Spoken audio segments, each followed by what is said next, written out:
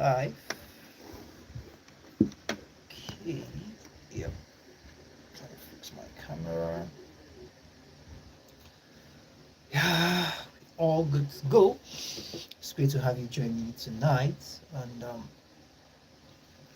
so before we go into the other things, let's just let you to breathe in and set the invitation to the class. Okay, I think that's a bit better. Yeah, that's a bit better. So then we're good to go. Yeah. So this is the second class we're taking on this course, Public Administration in Nigeria. We treated the summary in the last class. Today we're going to be treating the past question. I think right over here. Yeah. Okay, I think it's better that way. Okay, or should it? Okay, I'm just trying to fix my light. Okay. Yeah, I think it's better now. And maybe my camera can adjust a bit to us. Okay. I think I should go back a bit. Yeah. So today, in today's class, we will be treating the past question in the retrospective class with the summary where we went through the course material together.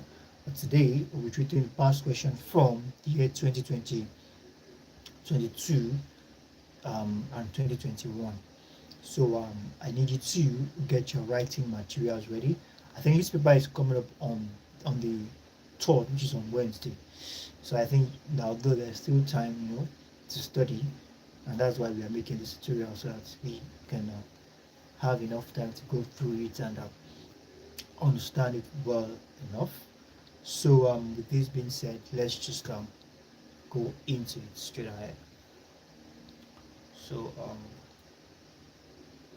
we have the very first question here. Says Balogun in 1983 provides what he described as the enduring characteristics of public administration. Explain this principle. Basically, they can just ask the question like in a kind of straightforward way, what are the principles of public administration? But no, questions are not questions are not set in such simple manners, it's trying to get a little bit complicated, just to know how a critical thinker you and I can be while writing our exam. So basically what he's just talking about here is what Balogun said about the characteristics of public administration. So we're looking about few of them. So Balogun here in 1983 provide what is he described as enduring characteristics of public administration, and these characteristics by Balogun are: 1, the primacy, which is primary, which is okay. Let's say the primacy of ends, goals, and objectives, meaning that public administration has goals, primarily has goals. It is established for a particular reason. It has goals and objectives.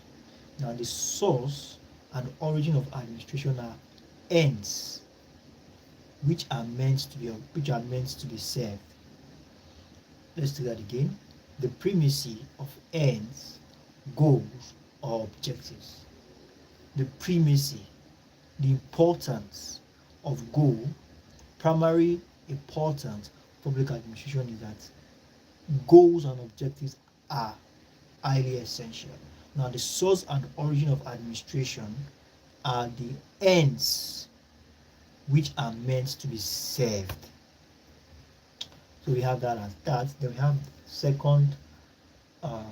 secondly, we have the interlocking relationship between policy and formulation and policy implementation rules.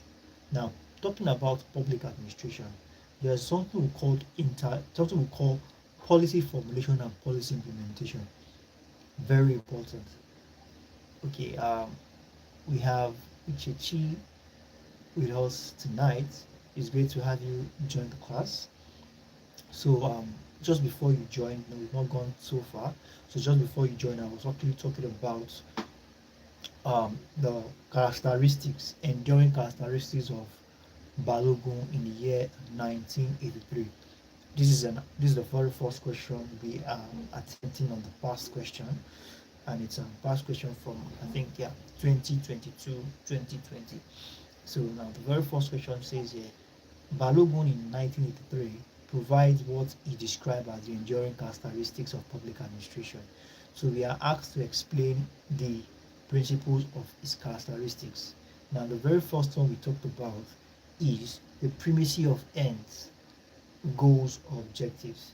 And now it is meant to understand that public administration is an end which is meant to be served, meaning that the establishment of public administration is founded on a particular goal and objective, and those goals and objectives are the most important thing they should be served. So it's an end in itself, not a means to an end. Now we have the second, and we have secondly the interlocking relationship between formulation and policy implementation role. Now, when we talk about interlocking, policy form, excuse me, policy formulation and policy implementation, they have to be interlocked. The role between policy formulation and policy implementation has to be interlocked, meaning that they have to work hand in hand. One can't survive without the other. Now, to explain this, now, from the broad goals identified, policies are fundamental, and then, so I beg your pardon, for policies, they are formulated. No, there is no policy as good as being formulated and not implemented.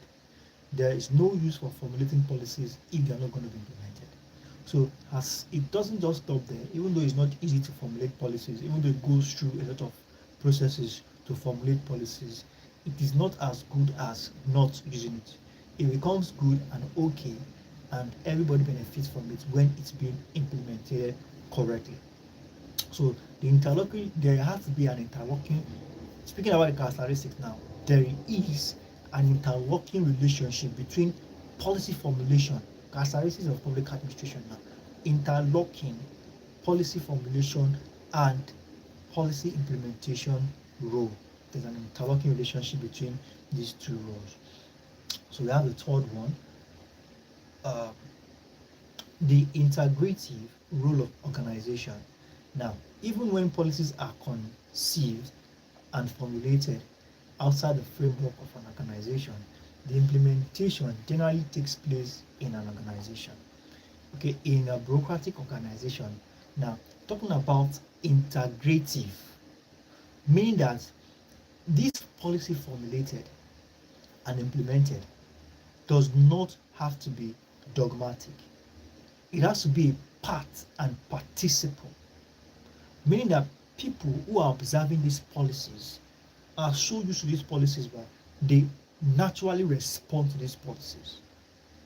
Then at that moment, then you can say this policy has an effect on those who carry them out. So that will mean that it has to be integrated. It has to become part and participle of the organization. Now, we said the very first one is the primacy of ends, goals, and objectives. Now, the second one is the interlocking, the keying of the relationship between policy implementation and policy formulation. And the third one now says the integrative role of organization.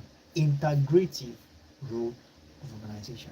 So we have the very fourth one, which is the interposition of value and ethics.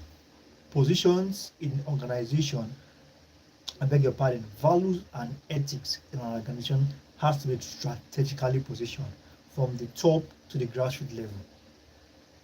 Now, talking about interposition of values and ethics, administration is a universal concept. Its practice tends to be conditioned by values prevailing at any particular time and place. Public administration is guided by certain values and ethics that has to be observed at every given time. So it is then said the interpositioning or interposition of values and ethics. That is the fourth one. Let's not forget we said the very first one is the primacy of ends, goal, and what do we have it again? Primacy of end goals and objectives. That's the very first one. And second we said the integrative relationship between the information and implementation of the integrative relationship between the formulation and implementation role. So we also have the interlocking relationship between policy formulation and policy implementation rules. And we have the integrative role of an organization. And the fourth one, we have the interposition of values and ethics. And the very last one, which is the fifth one, we have the intrusion of economic value, meaning that economic value has to be imposed. Economic value has to be imposed, whether you like it or not. Intrusion of economic values. Now, if public administration was originally concerned in the main with politic values and objectives, now it has to accommodate economic value in view of intervention in economic sphere, meaning that, public administration and organization has to accommodate public value, economic values. Public and organization has to. Now, what are these economic values? For example, economic value in the sense that there should be regular remunerations to workers. Workers should get their remunerations without unnecessary delay, attached benefits, and conducive work environment. These are economic values. Now, the intrusion of economic value. So this makes it the fifth characteristics that this person called Balogun gave.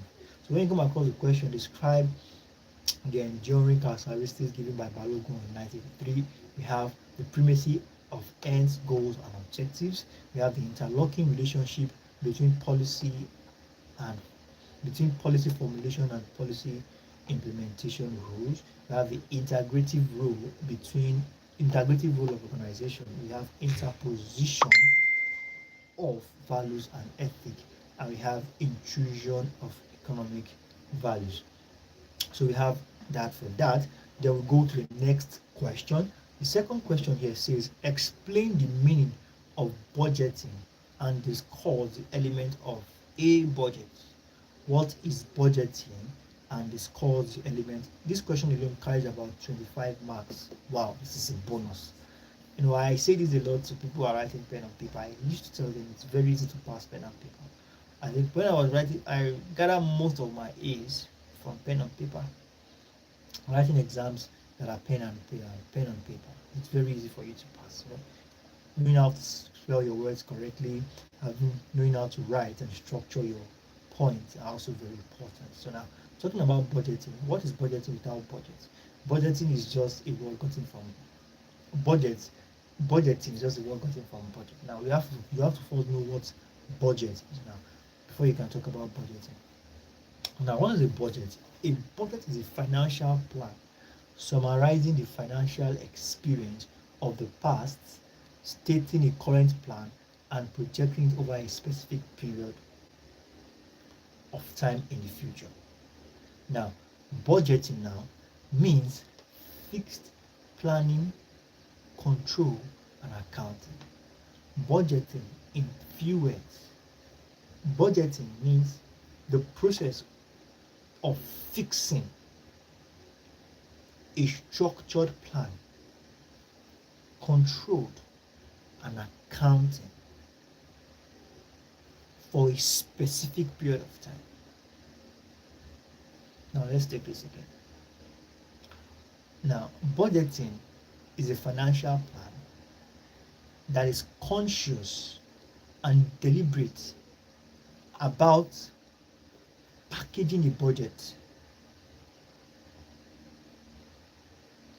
embodying an estimate of proposed expenditure for a given period, and the purpose, means of financing them. Now let's do that again. Budgeting is a financial plan that is conscious and deliberate, embodying, conscious and deliberate efforts aimed at packaging a budget. Okay, now let me give you my own personal definition. Now, budgeting can be defined as a financial plan which is constituted by the conscious and deliberate efforts of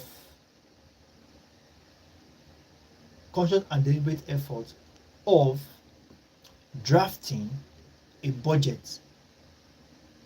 Conscious and deliberate plan of drafting a budget in order to estimate an intending expenditure. In order to estimate an intending expenditure. Now, we said something about financial plan, and we said that it's a deliberate effort. And what is this deliberate effort geared towards? This deliberate effort is geared towards drafting a budget. And why do you have to draft a budget? Because you have an intending expenditure. There must be a reason why you are drafting. There must be a reason why you are deliberate. There must be a reason why you are conscious about drafting this budget. And the reason why you are deliberate and conscious about drafting this budget is because you have an intending expenditure. And this intending expenditure is tied to time and period. Period and time, they're actually the same thing.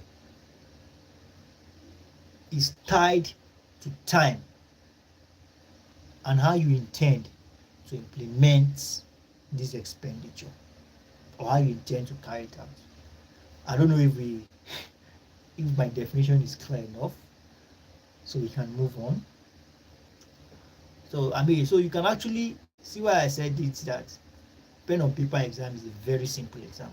You can imagine it gives room for you to just give definitions to terms using the keywords, using your own words.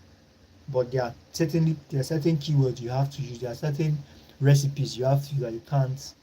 Like, does defining budget. Now you can imagine defining budget without including financial plan, including why you are doing the budget, including your intentions and purpose for doing the budget. You can imagine how that definition will be totally watered down. So we have that as that for budgeting. So now, what is the element of budget? What are the elements of budget? Now, it is a statement of expected revenue and proposed expenditure. Now, the elements of budgeting, or the element of budget, is said to be a statement, a draft, a proposal, of expected revenue and expenditure yet to be made. It is a proposal to an expected revenue or an expenditure yet to be made. It requires some authority to sanction it. Budgeting requires some authority to sanction it. It is for a limited period of time. Budgeting is for a limited period of time. Now, in the definition I gave earlier of budgeting on an individual level, but we're not talking about budgeting on a national level now. Then you have to include things like government. You can now say it's a financial plan done by the government of the country. You have to just include government. You understand? So that's that. So it requires some authority to sanction it. It is for a limited period. Generally, it is annual. It also set forth the procurement and manner in which the collection of revenue and administration of expenditure is to be executed. It's let's just phrase this. It's it's a proposal on how revenue is to be generated and spent. How revenue is to be generated and spent. So we have that as that. So we have number 3. We have explain the function of Bureau of Public Principle of Public Enterprises in Nigeria. Explain the function of Bureau of Public Enterprises in Nigeria. This question you're going to have about 15 marks. Now, Bureau of Public Enterprise, which is BPE, the Bureau of Public Enterprise, let's first talk about what the Bureau of Public Enterprise is all about. The Bureau of Public Enterprise, which was established in the year, it was established by decree in the year 1999, as the Secretary of the National Council on Privatization in administering the day-to-day aspects of the program as well as interfacing the relevant government bodies, international organizations, consultants, and public enterprises. Now, in a nutshell, the Bureau of Public Enterprise is actually a government parastatal that is responsible, that is charged with the responsibility of administering the day-to-day aspects of the programs of the program called NPC, National Council on Privatization. Is basically responsible for the program NPC. Now, it's day-to-day aspects of the program as well as interfacing with relevant government bodies, international organizations, consultants, and public enterprise. So they are basically not just responsible alone to the NPC, they are also responsible. Now let me rephrase this. Now, the Bureau of Public Enterprise is a government establishment that is responsible to varieties of government parastatals administering their day-to-day activities. Now, the function of Bureau, talking about the functions now, we have implement council policy on privatization. They prepare public enterprises approved for privatization. Public enterprises, where public enterprise is about to be converted into a profit-oriented organization. They are the one to approve that. That's where you get approval from. Where public enterprises who intend to become privatized, they get approval from the Bureau of Public Enterprise. Advise counsel on other public enterprises that may be privatized. They give advice to the council on why some public enterprises should be privatized. Now they also, they carry out all activities required for successful issues of share of sales of assets of the public enterprise. When it comes to the selling of shares of public enterprise, they are responsible.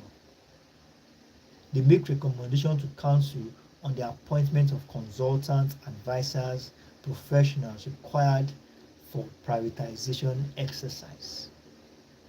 They give recommendation to the council on who to appoint when it comes to consultation, advice, and privatization exercise.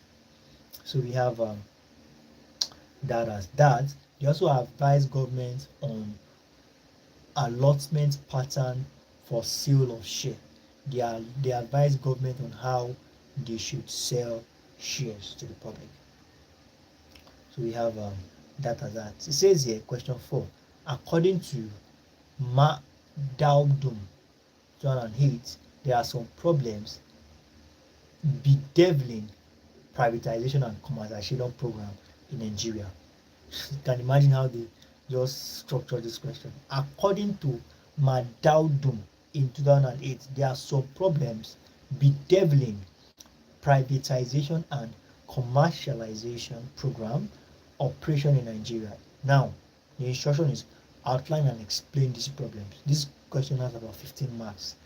Just one question, 15 marks. So now the problem of privatization and commercialization that we have, according to Madabum 2008, we have political will and what we call degree of commitment. Political will, let's not forget we are told to outline, then explain. Now, the very first thing is you outline, you state, then you can explain, you list and you can explain. The very first one here is a political will and degree of commitment. Now, the initial problem which confronted the program of, let's call privatization and commercialization P and C. Let's agree on that. Now, the initial problem which confronted the program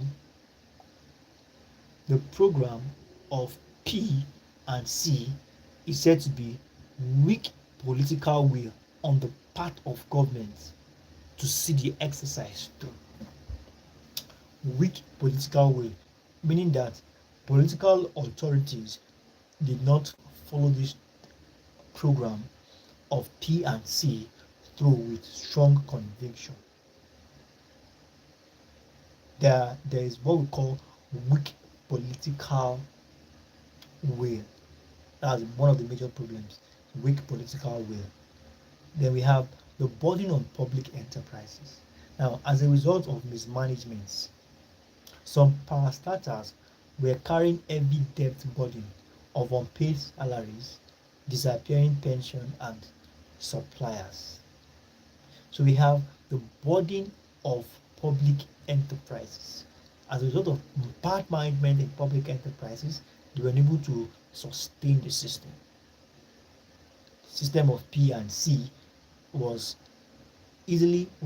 seriously damaged as a result of mismanagement of some parastatals. Mismanagement in the sense that they were unable to pay salaries, pensions were getting missing, and so on and so forth. So we have the opposition of the policies. Opposition of the policies.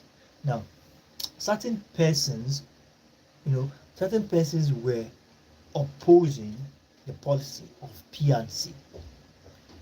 For as many who are not cool with the policy of P and C, they opposed it seriously. So that was also one of the challenges. So we have the sales of share only to the rich. Sales, when you want to privatize a public enterprise, definitely shares will be sold out. Shares will be sold out. So now, these shares now are only sold out to rich people, and with this there was no equality. So we also have inadequate publicity. When a public enterprise is about to be privatized, the publicity for it is low, meaning that the people who are in charge of that public enterprise, they sell it to their friends like an in-house business. That is why they will not do proper publicity. And this is something that is supposed to be properly publicized, that everybody who is interested can benefit from it.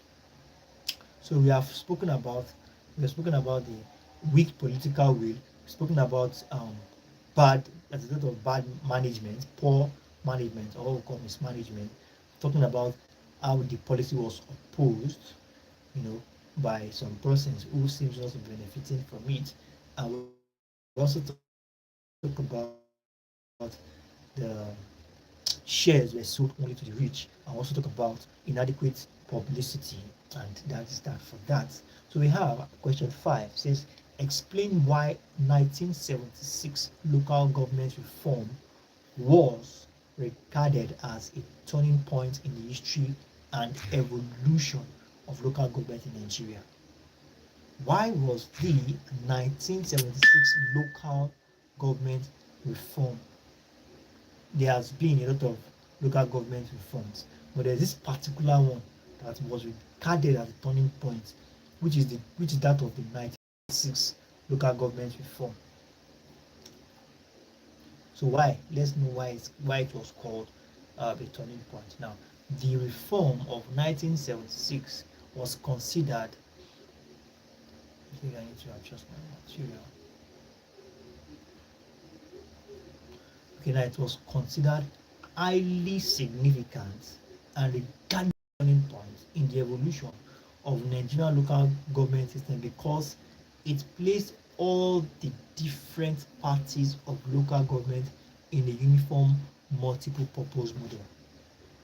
Meaning that it put all local government system under one multiple purpose model. Now, the main reason for the local government reform were that representative local government system was considered essential to a national democratic system of government. Now, strong local authority with clearly defined functional responsibility in a power sharing relationship with the state was institutional safeguard against tyranny. Now, the reform necessary for greater efficiency and relevance in the provision of local service, which would facilitate integration of the national political system.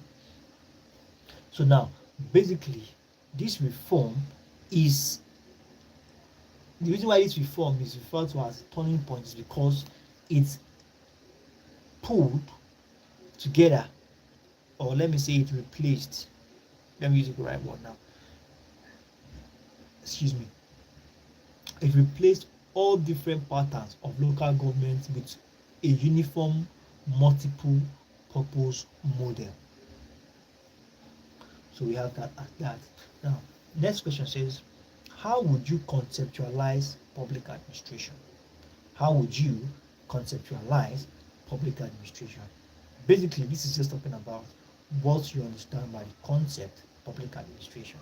Now, to put this in simple terms, public administration can be defined as the machinery of government for effective and efficient service delivery. Machinery of government for James Janet, you're coming a bit late. We've gone far in class, but nevertheless, you can always catch up with class. I think we are in the second phase now. We finished the very first phase, which is question 1 to 5. We are already on the second phase now, starting another question. The one we treated was for 2020. Now we are doing the one for 2021 and 2022. So, and the very first question we are just attempting now is, how would you conceptualize public admin? And this basically means definition of public administration. You know, not just definition. You got to talk about some other things about public administration as well. The comprehensive concept as a whole. So now, the simple definition to that is that administration is a machinery of government, effective and efficient service delivery. That is one. Now, it also be referred to as an organizational structure and machinery of administration used by the executive branch of government to formulate and implement public policy. Let me take that again. It's an organizational structures and machinery of administration used by the executive branch of government to formulate and implement public policies.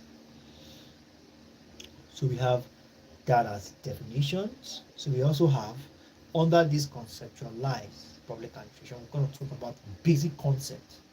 I beg your pardon, the basic components.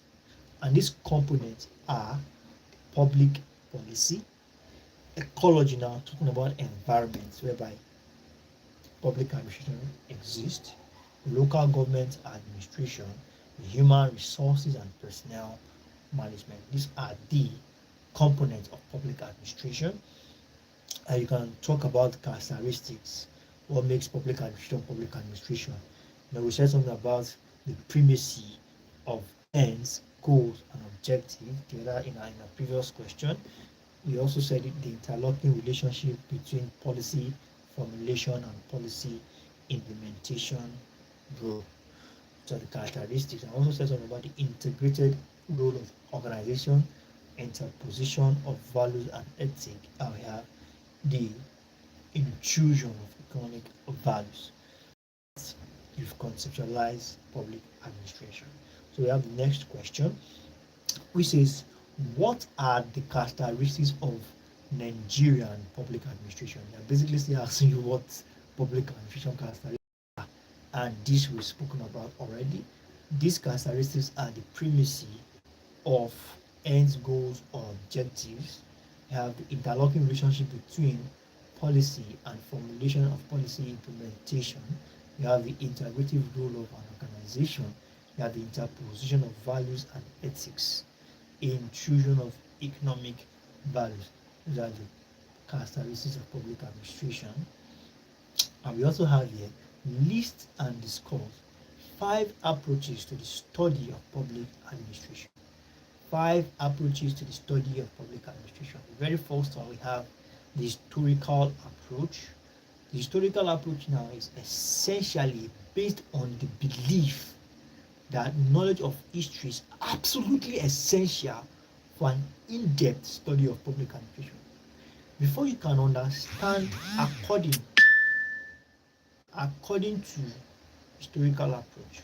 Historical approach said before you can understand the concept of public administration, then you need to have the knowledge of the history of public administration.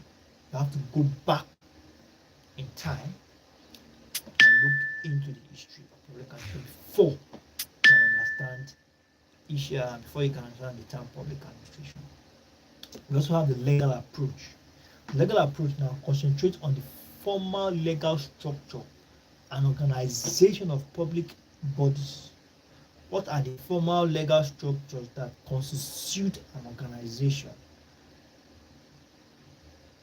A public body.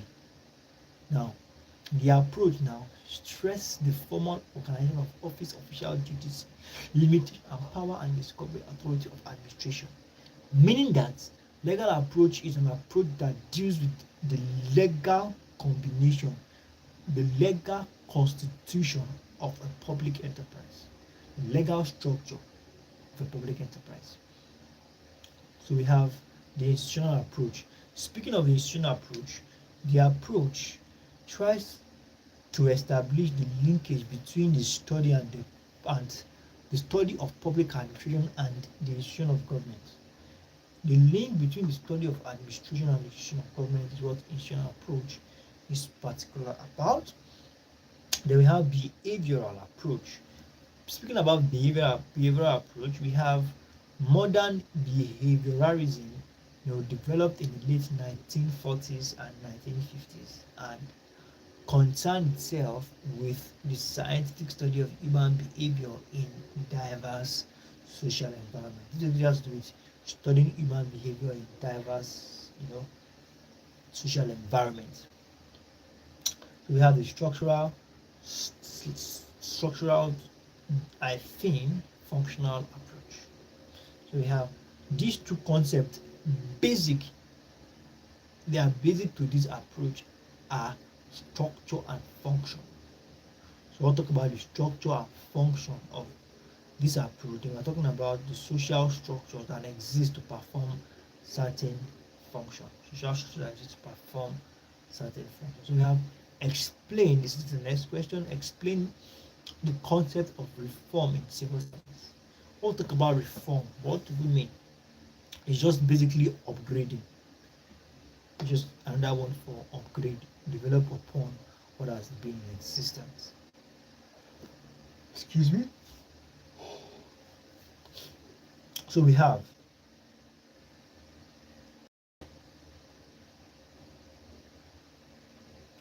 explain the concept of reform in civil service. What the question here is asking us to do is that What do we understand by the concept itself? What do we understand by this concept? And this concept is said to be not a quick fix. Reform is not a quick fix, and it's not a random injection of solution. Reform is a suitable process. It is a process that is people focused, is used as a tool to achieving the desired change, involved changes in bureaucratic structure, techniques, practice, procedures, and behavior. Let's not forget I said upgrading. It's an upgrade. So now, when this process then become geared towards achieving desired change involved in bureaucratic structure, techniques, practices, procedures, and belief and behavior, they are referred to it as reform. Like a change in government, everything is written in the constitution. Then you don't act out of the constitution. And if by virtue there's a constitution that people have reviewed and notice that there's something wrong with this constitution, then we can talk about reform. So we have that as that. So we have critically discussed the recommendations of Dotu Phillips in 1988 civil service reform. Now, Dotu recommended the abolition of the office of the head of state. New administrative dispensation whereby ministers rather than permanent secretaries would serve as chief executive and accounting officers of ministry. Meaning that administrative dispensation means that ministers rather than permanent secretary, ministers should take the role of permanent secretaries and serve as chief executive and other accounting officers of ministries. So we have recommended, Dotu now is still recommending, and Dotu recommended that the abolition of the past of permanent secretary, the abolition of the post of permanent secretary. Now, the civil service was reformed in order to stimulate specialization and experts. So, like I said, it's an upgrade, surely an upgrade. Now, we have highlight the next question now. We have highlight and discuss the major challenges of urbanization. What is urbanization? Before we talk about the challenges, urbanization is said to be what we call population explosion. Population exposure. I beg your pardon. I think I spelled that. Explosion. Population explosion. Now that's what we talk about. Modernization or urbanization. Now, overpopulation placed severe overpopulation now place severe pressure on the existing infrastructure service. So when there is population exposure now, it places a lot of pressure on the existing infrastructure in the country. So we have unemployment. The major challenges of urbanization that we are discussing. We have unemployment. We have very high in all urban cities in Nigeria, and the main reason is because high population of migrants from rural area in Nigeria and a few other migrants from other African countries who come to see jobs are not available in the urban centers. Definitely jobs are at risk. And the environmental changes. Now, talking about the environmental changes, now we're talking about ecological poaching and habitat loss. All these things affect as well, and I think that's that for that. You also have housing. Talking about house now, are they actually available? They might be available, are they actually affordable? So housing constitutes one of the major problems of development, particularly in urban cities. Housing. So you have transportation, it's comforting urban cities in chaotic traffic jam. What transportation is serving. So we also have food insecurity. Food insecurity. We have high rate of rural and urban migration in developed countries threatens food security in both urban cities. Definitely, it should definitely food security because definitely more people are here. They need to produce more food. It's certain. We have the next question. So examine the various forms. Examine the various forms of dimension of. Okay. Very well then. Thank you for calling my attention to that. Okay, let me take that again. I'm going to take it. Let me take that again now. We're talking about the challenges, the major challenges facing urbanization. The major challenges. So let me list them and I will explain them. So the very first one is what we call population explosion. Population explosion. Then we have unemployment. Then we have environmental challenges. Then we have housing. Then we have transportation. Then we have food insecurity. And that is all. So to explain them, I'll take it from the bottom now. Okay, let me take it from the top. So talking about population explosion now as one of the major challenge of urbanization. Population explosion is still the same thing as overpopulation. And now, overpopulation places severe pressure on the existence on infrastructural service in the country, especially in cities where overpopulation is high.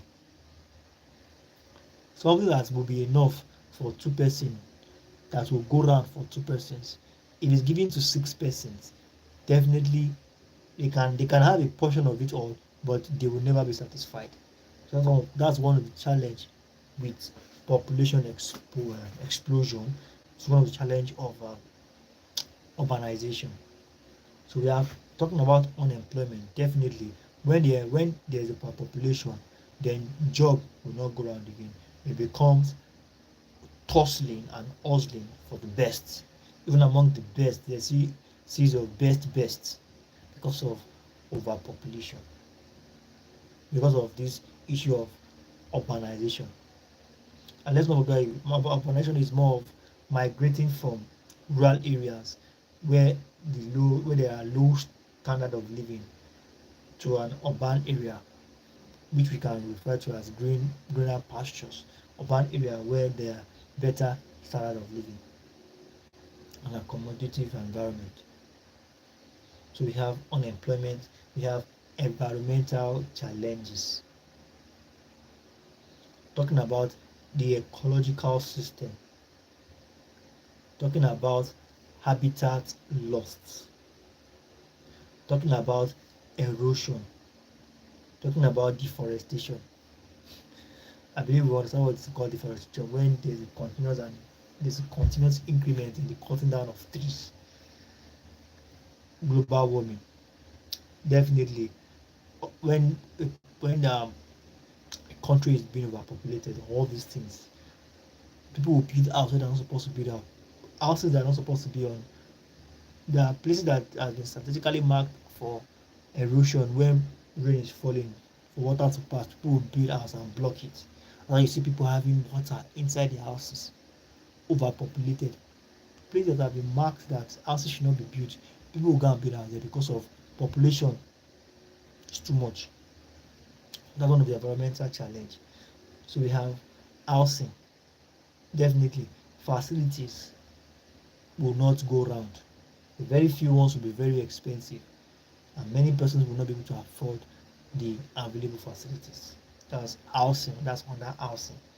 Then we have transportation, traffic jam. Traffic jam. I think that's one thing we don't usually face here in Abuja compared to Lagos where I come from. Traffic jam is crazy. I think it has reduced now. So we have food insecurity.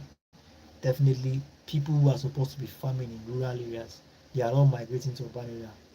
Then who does the farming? People in the urban area, they don't have time to farm. So people who are in the village, according to where we come from, here in Nigeria, we are in the village, that's the farm. But people who are in the village now coming to the city, then who does the farming? Food insecurity. So I believe we are good on that. Then we can move on to the next thing.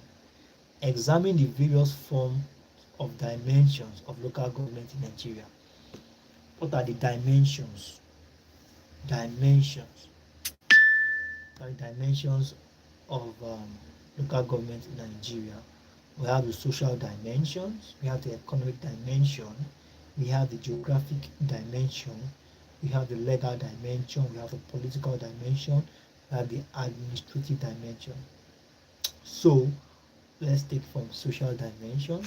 This is basically social dimension is basically um, saying that local government is a social institution. So when you see local government from the angle of social dimension, then you are seeing local government as a social institution, a platform for people in a locality to express and fulfill their human urge. It's an opportunity people at the local level to communicate with the government. It's a social institution. As an economic dimension, local government is basically economic institution with a foremost role to play in promoting economic well-being for the people of the locality. It's an economic institution assisting people in the locality to enjoy better standard of living. So talking about the geographic dimension now. Local government is also a geographic dimension, has a geographic dimension. Now from this perspective, a specific and defined territory over a particular habitation. So a local government definitely has its own defined territory. So you can look at it from that angle as well. Legal dimension, whereby it's a legal institution in the sense that you know it's guided by law, and it's guided by law. There are rules and regulations, and this makes local government okay. It's guided by law. It's guided by law. Competence of the higher authority. Now, local government is legal institution in the sense that it is guided by law of competence and higher authority. This makes local government a miniature body politic and a body corporate.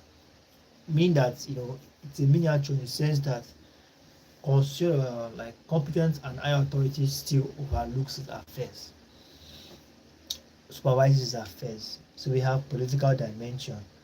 Local government is also a political institution.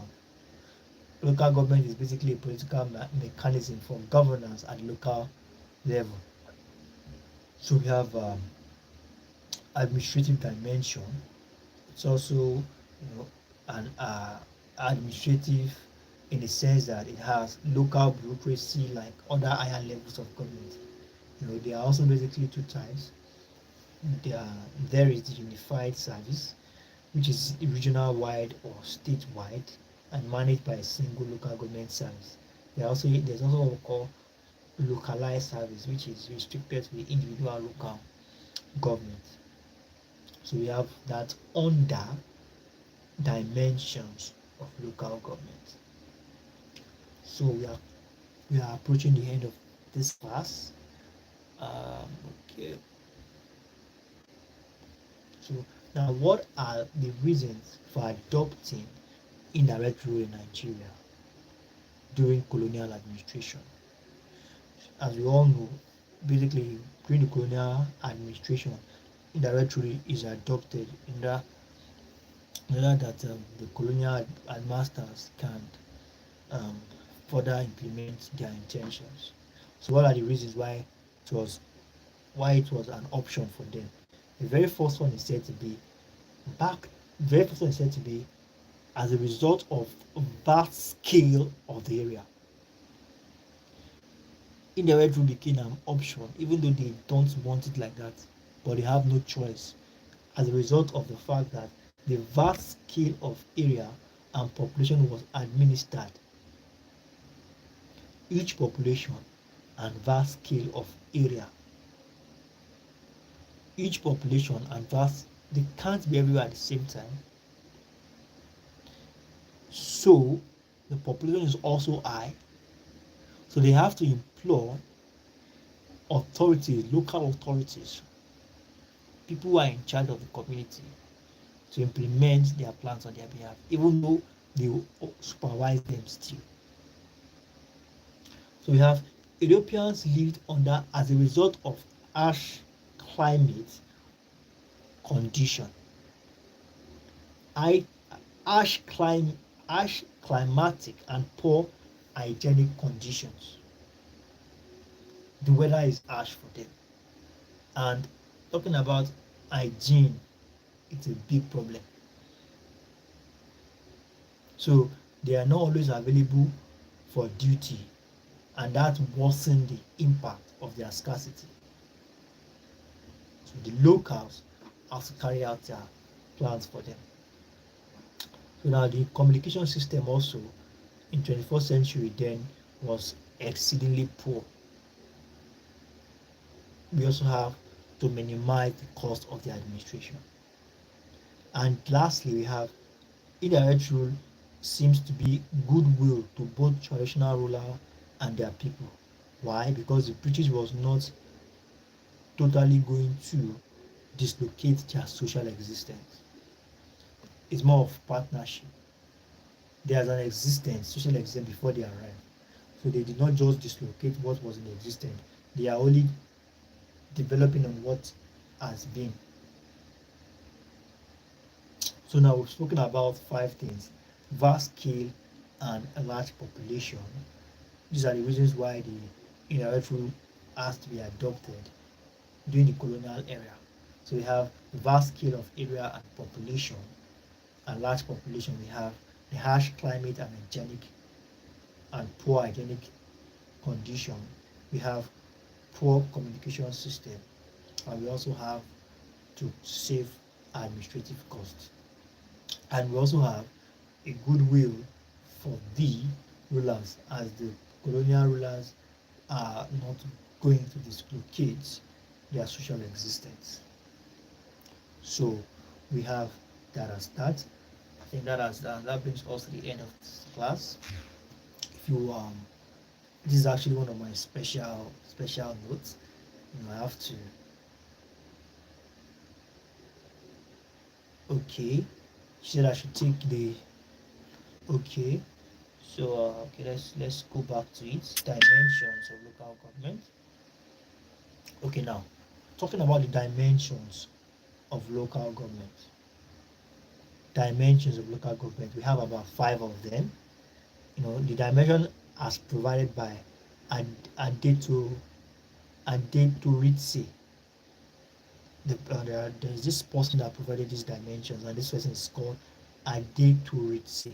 Adeto Ritse is spelled Adtoritse in the year 2011. And we have very first dimension is social dimension. We have the economic dimension. We have the geographic dimension. We have the legal dimension. We have the political dimension. We have the administrative dimension. I've just listed them, so let me explain them now. Because according to the question says, this question alone has about 25 marks. This question says, examine the various forms of dimension of local government in Nigeria. Okay, yes, that's what I'm doing now. So the very first dimension, which is the social dimension. Social dimension now. From the social dimension, local government is basically a social institution. Speaking from the social dimension, local government is said to be, excuse me, a social institution. Now, when we talk about social institution, it is said to be the government made available at the local level, giving people to communicate with government. Okay, now let's take this again. Local government provides a platform for people in a locality to express and fulfill their urge to interact. In the process of interaction, the feeling of converge bring the force of commonality of base needs in the neighborhood. Now, basically, as social dimension, local government is giving people or has given people the platform to communicate with government at that local level, and by so doing, helping government know where the problems are and how to better solve them. So, yeah, basically, local government is a social institution. Talking about the economic dimension now, is where you look at local government from the economic point of view. Economic point of view, when you look at local government from the economic um, point of view, and it's said here basically it's an economic institution. Now, it's an economic institution. I think I need to fix that.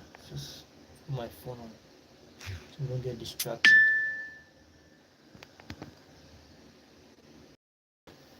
Okay, okay.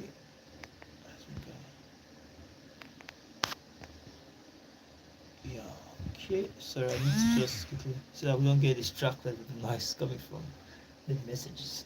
So now we've spoken about the social dimension, we've spoken about the economic dimension. I think I was on the economic dimension. Economic dimension is basically when you just see local government as an economic institute.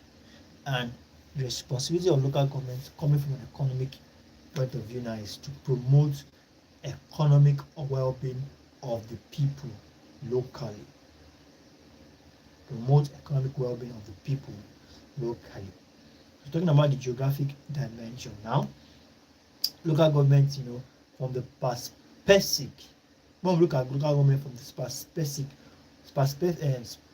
perspective of having a defined and specific territory to itself, a specific jurisdiction. Looking at local government as geographic dimension, this perspective of a specific defined territory, a territorial jurisdiction over a particular human habitation, local government will be conceptualized, meaning that local government is charged with the responsibility of governing specific territories, human habitations, governing specific territories, human habitations, and having their own jurisdiction, definite territory, human habitation, and their jurisdiction. That is local government from the dimension of geographic. Now, from the legal dimension, it's basically talking about how local government is a legal institution and how local governments has they have the power to make bylaws, even though those laws are not they are not concrete. They are still being over. They are still looked on, being supervised or interfered by higher authorities. So from the legal dimension now, from the political dimension, you're seeing it from the political institution as local government as a political institution, whereby it's the mechanism for political local government is basically a political mechanism for governance at local level. It's basically a mechanism for governance at local level. That's what you are saying as a political institution. Speaking about the administrative now, it has what we call bureaucratic process. Now it has local bureaucratic, bureaucracy like higher levels of government. We're talking about the administration now from the administrative dimension, the unified service, which the region or state is managed by a single local service commission. Localized services are restricted to individual local government. Now, basically, talking about administrative dimension, now, whereby local government does attend to its own matters, meaning that organizes how things are being done and how responsibilities are being carried out. That is from the administrative dimension. And that is that for that. I think that is clear enough now. So this brings us to the end of tonight's class. I think this exam is coming up on the 3rd. So if you had not been able to write down everything, you can as well request for this. I have this note. You can as well request for it. I'll love to share with you. If you need it, just do well to reach out to me. I would love to share with you because I have everything. I have to do my research, write, put things together, even as I answer this question. So I can send a copy of this to you on requests.